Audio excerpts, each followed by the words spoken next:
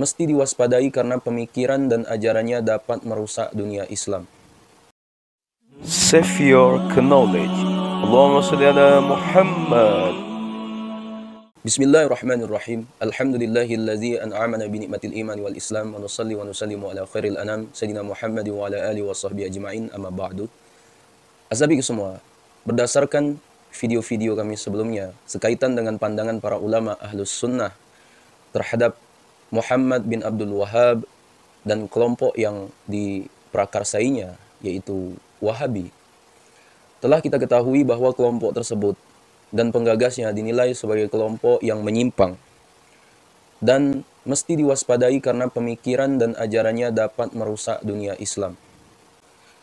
Azabiku semua yang dimuliakan Allah, telah disebutkan sebelumnya, beberapa ulama menilai bahwa kelompok tersebut memiliki pandangan takfiri yang mengkafirkan muslim lainnya, yang membid'ahkan muslim lainnya, yang memusyrikkan, mensyirikkan muslim yang lainnya jika tidak sepaham dengan mereka. Sebagiannya memandang bahwa kelompok ini sebagai khawarij era ini, seperti yang diungkap oleh Syekh Al-Azhar Ahmad Thayyib, dan sebagian yang lainnya juga memandang dengan penilaian-penilaian negatif lainnya. Pada video kali ini, di video kali ini, ashabiku semua, akan kami sampaikan pandangan lainnya sekaitan dengan pemimpin kelompok yang muncul di Najd ini.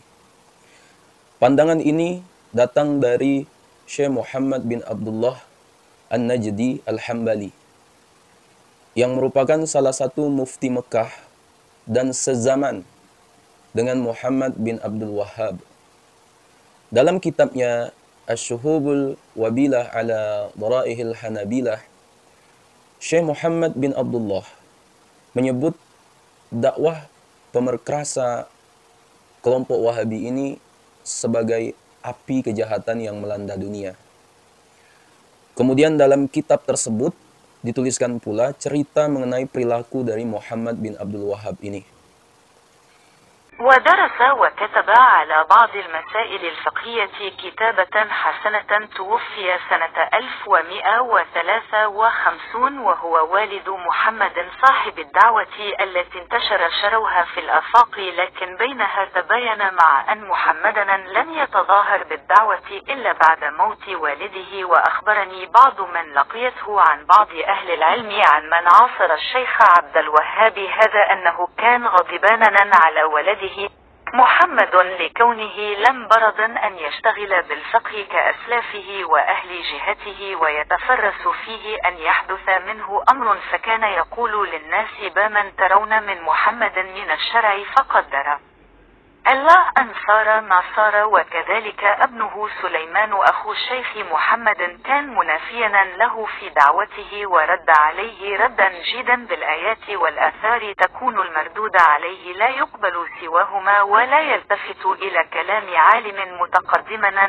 أو متأخرا كائنا من كان غير الشيخ تقي الدين ابن تيمية وتلميذه ابن القيم، فإنه يرى كلامهما نصنا لا يقبل التأويل ويصول به على الناس وإن كان كلامهما على غير ما يفهم. وسمى الشيخ سليمان رده على أخيه فصل الخطاب في الرد على محمد بن عبد الوهاب وسلمه الله من شره ومكره مع تلك الصولة الهائلة التي أرعبت الأباعد، فإنه كان إذا بايته أحدا ورد عليه ولم يقدر على قتله مجاهرة يرسل إليه من يغتاله في فراشه أو في السوق ليلا لقوله بتكفير من خالفه واستحلاله قتله. وقيل أن مجنونا كان في بلدة ومن عادته أن يضرب من واجهه ولو بالسلاح عامر محمد أن يعطى سيفا ويدخل على أخيه. 1. الشيخ سليمان وهو في المسجد وحده فأدخل عليه، فلما رآه الشيخ سليمان خاف منه فرمى المجنون السيف من يده وصار يقول: يا سلميان لا تخف إنك من الأمنين، ويكررها مرارا ولا شك أن هذه من الكرامات.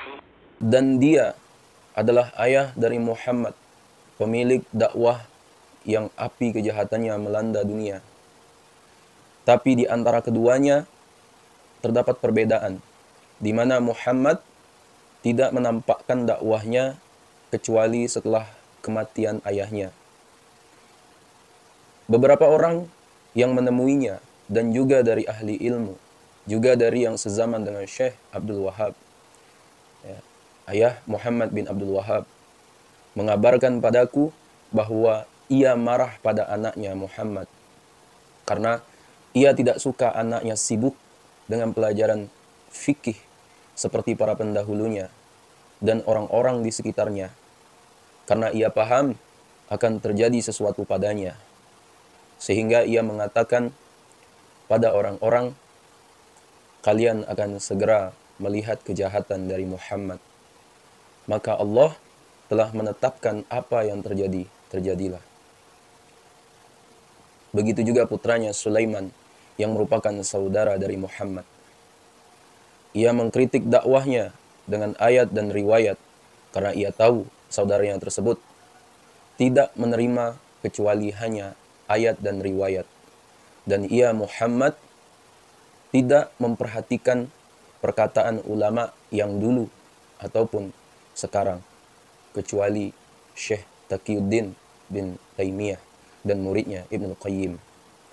Karena ia melihat perkataan mereka berdua seperti nas yang tidak menerima takwil, dan ia menyerang orang-orang dengan perkataan mereka berdua. Meskipun perkataan tersebut bertentangan dengan apa yang dipahami. Syekh Sulaiman menamakan kitab atau buku yang mengkritik saudaranya tersebut dengan Faslul Kitab fi Ar-Rad ala Muhammad bin Abdul Wahhab. Dan Allah menyelamatkannya, Sulaiman, dari kejahatan dan makar saudaranya tersebut yang dahsyat dan menakutkan, bahkan untuk orang asing. Dia Muhammad adalah orang yang setiap kali seseorang mengkritiknya dan ia Muhammad tidak mampu untuk membunuhnya secara terbuka, maka ia akan mengirim seseorang untuk membunuhnya di kasurnya atau di pasar pada malam hari. Karena perkataannya yang mengkafirkan sesiapa yang menentangnya, dan hal itu dianggap halal untuk dibunuh. Dikatakan terdapat orang gila di kota yang biasa memukul sesiapa yang ada di hadapannya, bahkan jika bersenjata. Lalu Muhammad memberinya pedang dan memerintahkannya untuk menemui saudaranya Syekh Sulaiman yang saat itu ada di masjid sendirian. Ketika ia masuk, Syekh Sulaiman melihatnya dan merasa takut padanya. Namun orang gila itu melempar pedang yang ada di tangannya lalu berkata, "Wahai Sulaiman, janganlah takut. Sesungguhnya engkau termasuk orang yang selamat." Dan ia mengulanginya berkali-kali.